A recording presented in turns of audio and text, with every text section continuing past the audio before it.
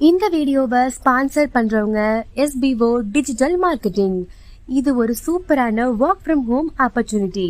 Skip பண்ணாதீங்க. பெரிய தப்பு. தினம் 300 ரூபாய் சம்பாதிக்க அரிய வாய்ப்பு. இன்ஸ்டாகிராம், Facebook பயன்படுத்த தெரிந்தால் போதும். Content post and content publishing மூலமா தினம் 300 ரூபாய் சம்பாதிக்கலாம். இந்த வேலை செய்ய 5 நிமிடம் போதும். Work training support, group communication support, all language customer live chat support, முக்கியமா சொந்தமா ஒரு பிசினஸ் ஸ்டார்ட் பண்ற அளவுக்கு உங்களால கற்றுக்கொள்ளவும் முடியும், சம்பாதிக்கவும் முடியும். இந்த வேலை வாய்ப்பு வழங்குவது 5 வருடத்திற்கு மேல ரன் ஆகிட்டு இருக்க நம்ம தமிழ்நாட்டு company school of business organisation private limited. மேலும் விவரங்களுக்கு மாஸ்டர் படத்துல நம்ம விஜய் சேதுபதி சொல்லியிருப்பாரு, முட்டை போடுற கஷ்டம் ஆஸ்டிச்சுக்கு மட்டும்தான் தெரியும் அப்படின்ட்டு. ஃப்ரெண்ட்ஸ், நான் சொல்ல போற கிவியோட கதையை நீங்க கேட்டீங்க அப்படின்னா முட்டை போடுற கஷ்டம் கிவிக்கு தான் தெரியும் நீங்க சொல்லுவீங்க. ஏன் அப்படின்னா கிவிங்கிற ஒரு பேர்டு இருக்கு. அந்த பேர்டு வந்து ஆஸ்ட்ரிச்சை விட 100 மடங்கு சின்னது, சரிங்களா? ஆனா ஆஸ்ட்ரிச்சோட முட்டையும் கிவியோட முட்டையும் கிட்டத்தட்ட ஒரே மாதிரி தான் இருக்கும்.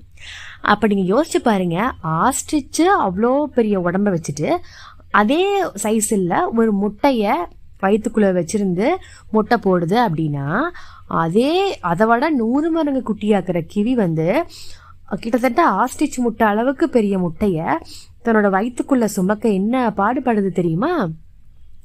அந்த முட்டை கிவியோட வயிற்றுக்குள்ள வளர வளர என்னாகும், அதுக்கு ரொம்ப கஷ்டமா இருக்கும்.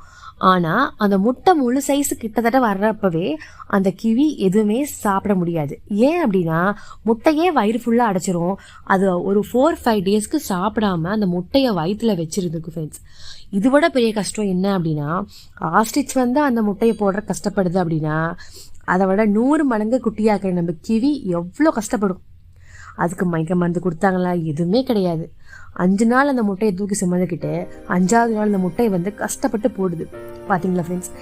இந்த மாதிரி ஒரு பறவைக்கு வந்து எவ்வளோ கஷ்டம் பாருங்க. இனிமேல் ஃப்ரெண்ட்ஸ், மாஸ்டர் டைலாக்ல நீங்கள் மாற்றிக்கணும். முட்டை போடுற கஷ்டம் ஆஸ்ட்ரிச்சுக்கு தெரியாதுன்னு சொல்கிறதுக்கு பதிலாக முட்டை போடுற கஷ்டம் கிவிக்கு தான் தெரியும் அப்படிங்கிறத மாற்றிக்கணும் ஃப்ரெண்ட்ஸ். இந்த கிவியோட கதை உங்களுக்கு பிடிச்சிருக்குன்னு நினைக்கிறேன். கண்டிப்பாக இந்த சேனலுக்கு சப்ஸ்கிரைப் பண்ணிக்கோங்க, லைக் பண்ணிக்கோங்க. தேங்க்யூ ஃபார் வாட்சிங்.